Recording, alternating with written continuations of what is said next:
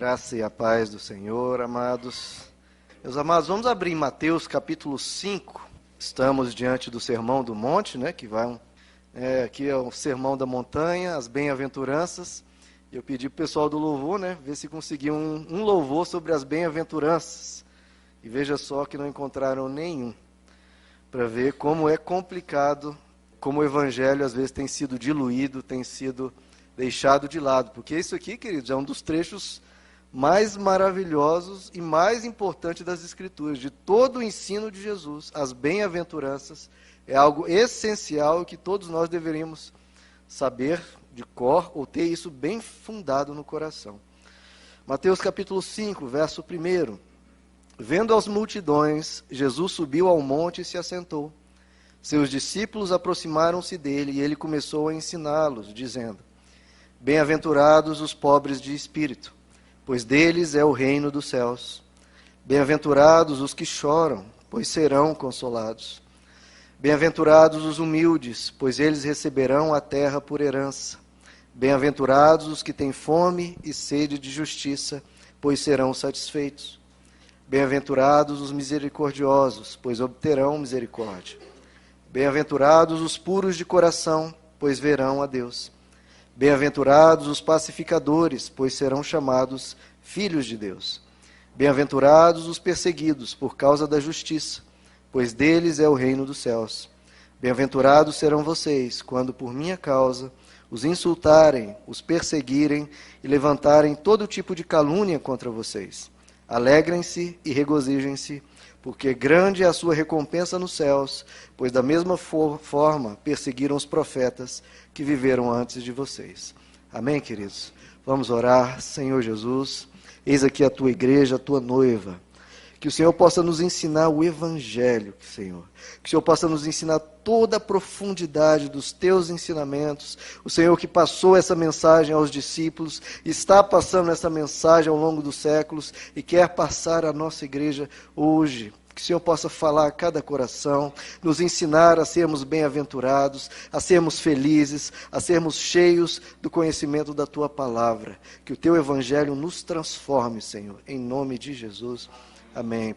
E temos aqui um dos mais longos ensinos de Jesus, né? Quando Jesus ele sobe a um monte, uma multidão vai com ele e ele começa a ensinar. Que nós vemos aqui em 3 capítulos. Capítulo 5, 6 e 7. O Sermão da Montanha, provavelmente o sermão mais conhecido de Jesus e o mais impactante, mais poderoso, mais assim, revolucionário do ensino de Jesus, que o deixa num patamar muito mais elevado de qualquer ensino humano. Você pode comparar o Sermão da Montanha com qualquer outro escrito religioso, qualquer outra filosofia, e nenhuma chega sequer aos pés do ensino de Jesus. E quem fala isso não sou meramente eu, porque eu sou suspeito, mas até ateus e céticos dizem isso, que o ensino de Jesus registrado nesses 3 capítulos é algo fora do comum, algo totalmente extraordinário. E nesses primeiros versos que nós lemos, queridos, conhecido como as bem-aventuranças, a palavra bem-aventurado quer dizer o feliz, aquele que é o feliz, aquele que é o admirável, aquele que tem algo que realmente do qual ele possa se alegrar, se orgulhar. Então, quem são os bem-aventurados? Quem são os felizes? Isso, claro, na ótica de Deus. Está aqui registrado, na ótica de Deus, quem são as pessoas bem-aventuradas, quem são as pessoas felizes. Porque a ótica de Deus, queridos, e é isso que precisa nos incomodar, nos transformar, é muito diferente, mas muito mesmo diferente, da ótica da pessoa normal, do mundo, e mesmo da ótica que tem sido divulgada no meio evangélico. Mas totalmente diferente, queridos. Vamos ler aqui comigo. Veja aí na sua Bíblia acompanhando. Eu vou ler esse mesmo trecho, mas na ótica das pessoas normais, das pessoas do mundo, e infelizmente até mesmo na ótica evangélica. Acompanhe comigo. No verso 3, vou fazer claro que falando as palavras de Jesus, mas falando na ótica do mundo. Bem-aventurados os ricos, pois deles é o reino da terra. Bem-aventurados os que dão gargalhadas, pois esses se divertem. Bem-aventurados os poderosos, porque eles tomam a terra por herança. Bem-aventurados os espertos, porque eles estão sempre escapando da justiça. Bem-aventurados os que atacam os pecadores, condenam os pecadores, pois esses sim são os guerreiros da fé. Bem-aventurados as pessoas de boa reputação, né, que têm um exterior preservado, porque eles veem os poderosos, os governantes. Bem-aventurados os guerreiros, porque esses sim fazem parte do exército de Deus. Bem-aventurados os que não têm nenhuma tribulação na vida, porque esses sim reinam sobre a terra. Essas são as bem-aventuranças na ótica de qualquer pessoa lá fora. Bem-aventurados os ricos, os poderosos, os espertos, os que atacam os pecadores, as pessoas guerreiras e os que não têm nenhuma tribulação. Qualquer pessoa aí fora vai falar, essa sim é a pessoa feliz. Na ótica de Jesus, ele vem e desconstrói esse pensamento. E se você quer ter uma mente como a mente de Cristo, você vai ter que mudar esse seu pensar. Porque no nosso ambiente, na nossa cultura, a gente vai absorvendo esse pensamento. Mas esse pensamento, queridos, é essencialmente egoísta, essencialmente consumista, essencialmente materialista e focado apenas no que é terreno. Mas os valores do reino de Deus são totalmente diferentes dos valores do mundo. Tanto é que os valores do mundo, o que o mundo considera feliz, não se encaixa em nenhum dos princípios aqui de Jesus. Nenhum. E, na verdade, os princípios de Jesus são o oposto do que se vê lá fora e, como eu disse, infelizmente, até mesmo no meio evangélico. Então, você quer saber qual é a vontade de Deus? A vontade de Deus é te fazer feliz. Correto? Claro, Deus quer te fazer feliz como um pai. Mas quais são as pessoas felizes? O que é felicidade para Deus? Aí que está o ponto.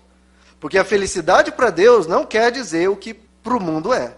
Porque para o mundo é ter riquezas estonteantes, é ostentar, é ter um poder imenso. E para Deus nada disso é o que realmente faz do ser humano feliz. Então, qual que é a vontade de Deus para a sua vida? Às vezes as pessoas perguntam isso, qual que é a vontade de Deus para a minha vida? A vontade de Deus para a sua vida é que você seja um bem-aventurado, segundo as bem-aventuranças de Jesus. Então, quem são os felizes? Quem são as pessoas que Deus admira? Quem são as pessoas os quais os anjos falam, esse aí está no caminho certo? Por incrível que pareça, queridos, e está explícito no texto, os felizes, na ótica de Deus, são os pobres, os que choram, os humildes, os que querem justiça, os misericordiosos, os puros de coração, os pacificadores e os perseguidos. Esses são os felizes na ótica de Deus. Agora, você quer ser uma pessoa que chora? Você quer ser uma pessoa humilde? Você quer ser um misericordioso, um puro de coração, etc.? Que a gente possa entender o que Jesus quer nos ensinar aqui. Eu vou começar, queridos, e eu acho que eu vou ter que me deter apenas nesse primeiro ponto. Leiam aí comigo, no verso 3, lendo de novo. Quem é feliz na ótica de Deus? E se Deus quer te fazer feliz assim. Verso 3, bem-aventurados os pobres em espírito, pois deles é o reino dos céus. Queridos, os ensinos de Jesus, eles têm uma potência muito grande, porque era feito, como os rabinos faziam, eles usavam um tipo de linguagem que auxiliava a memorização, porque o acesso ao papel, à escrita, era muito complicado. Então eles usavam de poemas com rimas, e usavam também a força da linguagem do contraste. Quando os discípulos ouviram isso, não tinha como esquecer, porque Jesus vem ensinando o oposto da lógica comum. Ele fala, felizes os pobres. E já tem esse contraste, a felicidade com a pobreza, e aí vem o segundo contraste, porque deles é o reino, o pobre reinando. O pobre miserável vai ser rei um dia. Cheio de contrastes, felizes, claro que ele está falando aqui dos pobres de espírito, nós vamos entender isso. Felizes os pobres de espírito, pois deles é o reino dos céus. Mas aí, antes de entrar nos pobres de espírito, vem a pergunta, e os ricos? O que será dos ricos, se Jesus está falando dos pobres? A gente tem que ter um cuidado na lógica, queridos.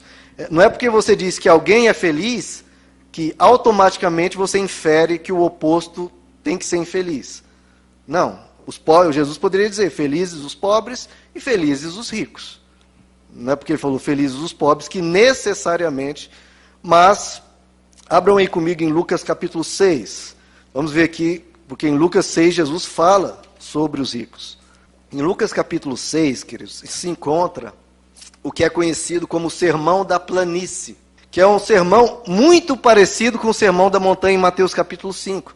Tanto é que os estudiosos eles não conseguem chegar a uma conclusão se é o mesmo sermão que Jesus meramente repetiu em Mateus na montanha, em Lucas numa planície, ou se são o mesmo sermão e um deles apenas se equivocou com o local.